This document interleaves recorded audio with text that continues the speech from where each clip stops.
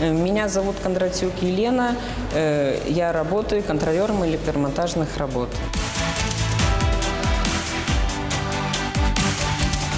Пришла на это предприятие я после школы. Сразу поступала после школы в пединститут. Я не поступила, и родители предложили, ну я сама тоже, немножко поработать. Ну вот как пришла на это предприятие, так здесь и задержалась.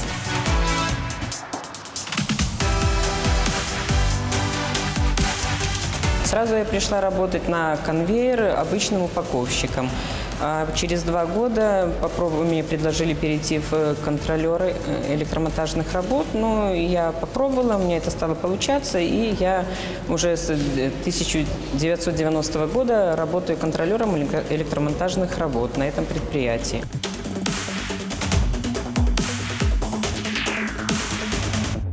Мой рабочий день начинается в 7:15 утра. Когда мы приходим на работу, первым делом я подхожу к мастеру цеха и спрашиваю о плане работы на день.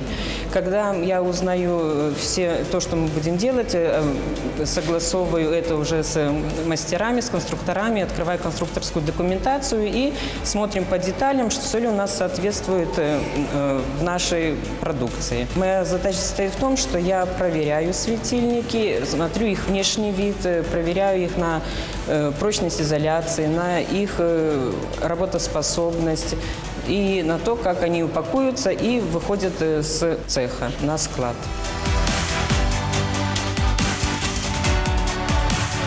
Моя работа состоит в первую очередь из того, чтобы мы выпускали качественную продукцию. Я очень вообще болею за качество нашей продукции.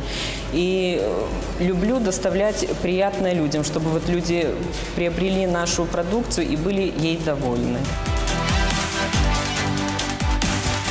Я люблю свою работу, потому что она делает утро моей страны добрым.